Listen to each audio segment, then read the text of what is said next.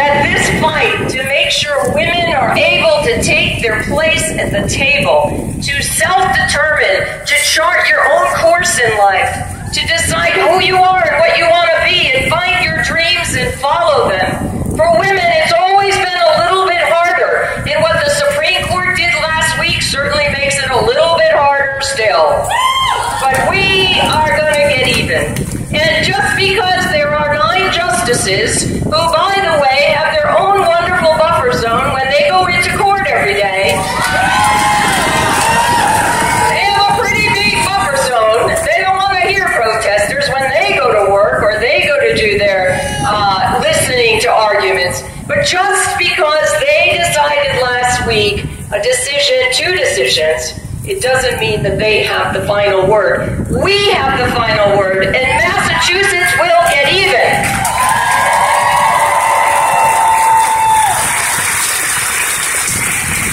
As Megan said, it's why we are working as we speak. We've worked since those decisions around the clock, with the Senate President, with the Speaker of the House, with all the legislators who are here behind me, and those who couldn't be here.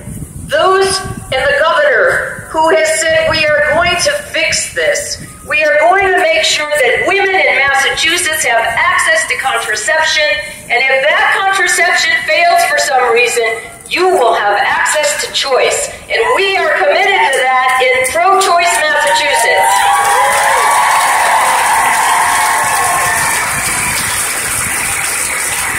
But the only way that we can make that work is if your voice is also heard. So you heard Megan. Sign that petition today. Call your legislator. Call everybody you know and say, this is an important fight. This is a fight we thought we had won, but we realized that for women's rights, diligence every single day is required.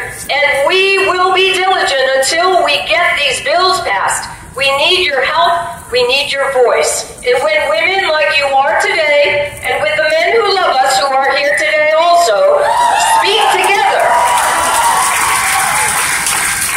and we speak for self-determination, and we speak for families, and we speak for women who are still seeking their economic justice and their reproductive justice, that is what Massachusetts should be about and will be about. I guarantee you that. This is personal for me. It's been something since college I've fought for, that I know you all care about. And for many young women who are here today, you may have thought this battle was already fought and won. But welcome to the fight. We understand it's your future too, and we want you on board with your voices being heard for this.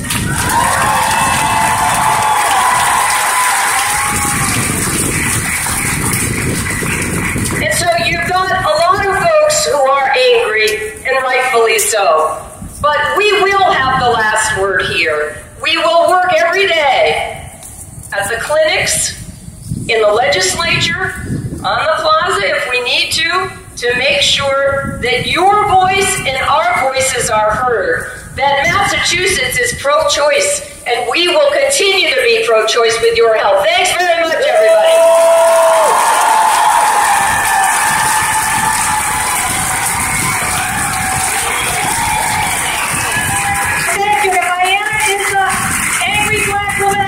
White woman. And we need angry brown women and yellow women to stand with us today. My disappointment is deeper than I can ever say. I'm a child of the 60s. I grew up pre-everything. So I know how it was. I know what it meant to stand with my classmates in high school and college and fight for our rights. And I was hoping that my daughter would be able to skate through all of this, and she has, but she has a daughter.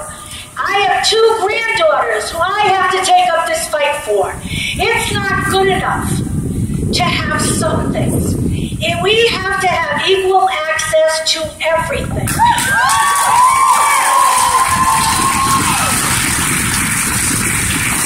No one should be able to pick and choose for us. We're the only ones who know what's right for us. It's about our families. And it's so great to see so many men here, because this isn't just a women's issue. It's a family issue. So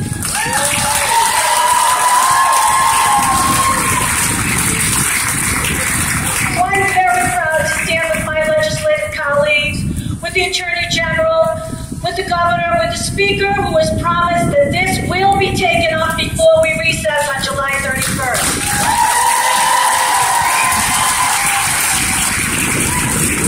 I'm proud to stand here with the men and women of the House, and if the Senate were not in session, the men and women of the Senate would be here as well, to stand here and tell you this cannot and will not stand. We won't allow it.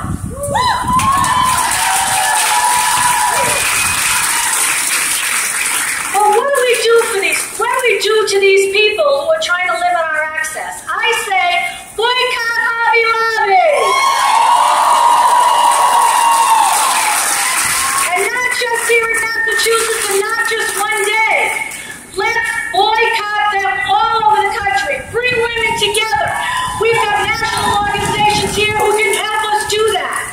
You can't allow them. You can't spend $1 in that store that allows them to hire lawyers, allows them to do what they're trying to do to us. So if you have anybody that you care about that spends $1 in Hobby Lobby, don't let your friends drive drunk, and don't let your friends drive to Hobby Lobby.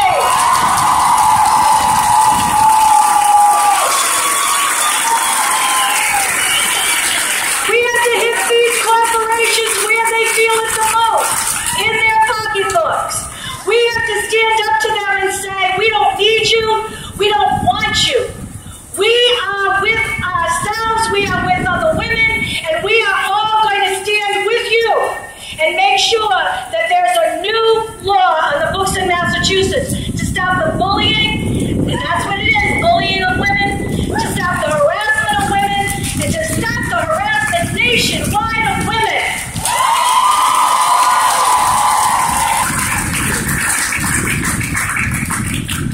And now, Marty Walsh from Planned Parenthood of Massachusetts.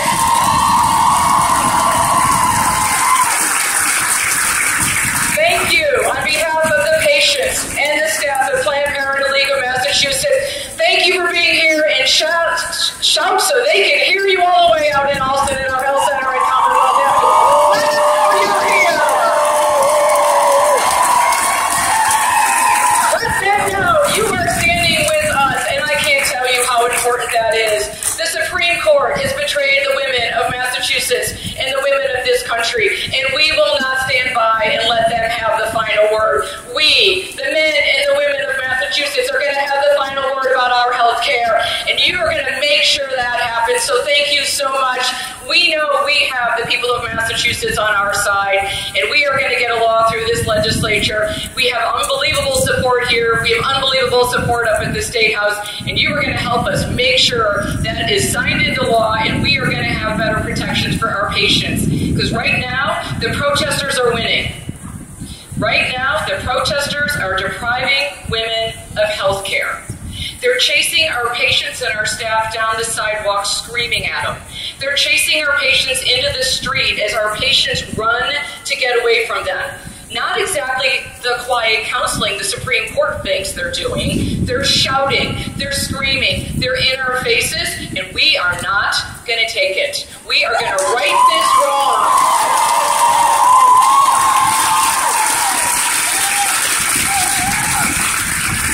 You know, I sometimes think back to Margaret Sanger, who opened up her first birth control clinic in 1916, nearly 100 years ago. And if Margaret Sanger was here today, I think she'd be kind of shocked that 100 years on, we're still in this country arguing on whether women should have access to birth control. And so what? We're going to stop arguing, and we are just going to make it happen. In Margaret Sanger's name, in Planned Parenthood's name, we are not giving up. And we are going to be here for the last 100 years, and we are going to be here for the next 100 years. And I don't care what the Supreme Court says about that. We are not going away. We are a national movement, and Planned Parenthood is going to be here. We are providing care every day, no matter what that Supreme Court has to say.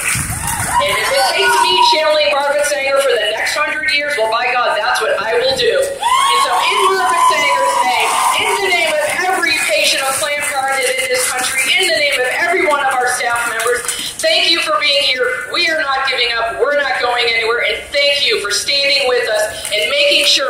deliver great health care to the men and women of this state. Now we'll hear from Miriam Mack, representing the ACLU.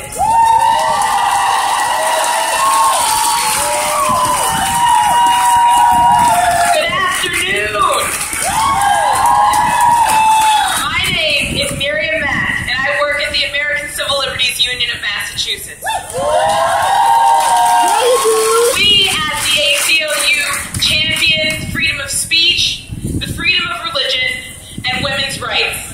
Now, just last week, 5 men on the Supreme Court told us that they too champion the freedom of speech and freedom of religion.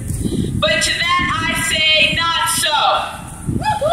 5 men on the court want us to believe that the freedom of speech and freedom of religion are incompatible with women's rights.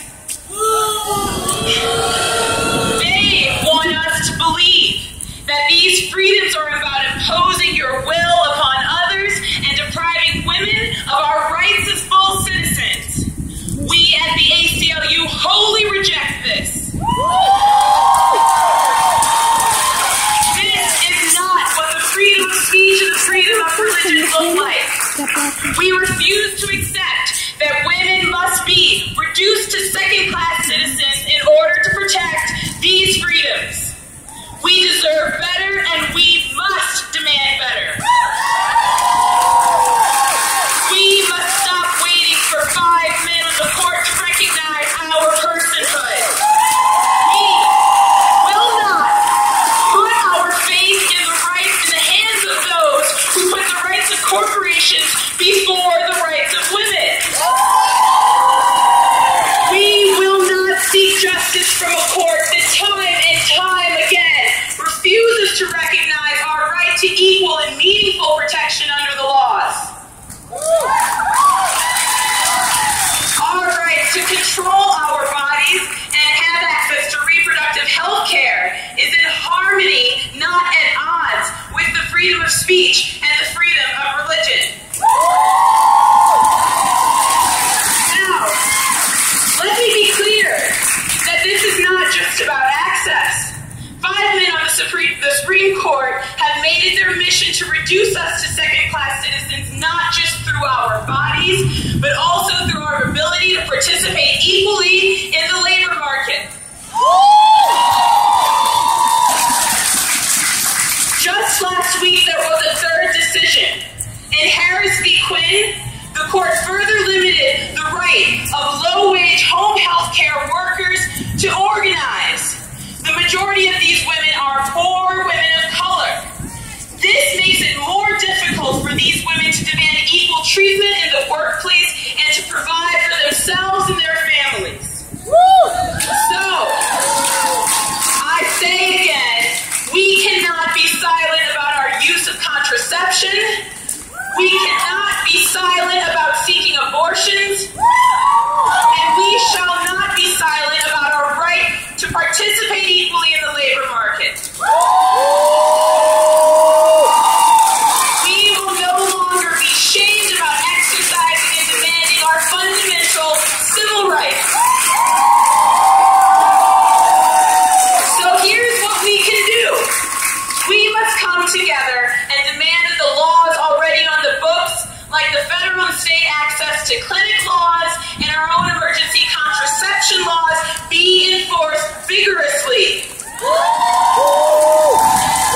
We must talk openly with our friends and loved ones about our use of contraception and our use of abortions so that these topics will no longer be taboo. And we must advocate to our friends and families and colleagues for the rights of poor women to unionize and demand equal treatment in the workplace.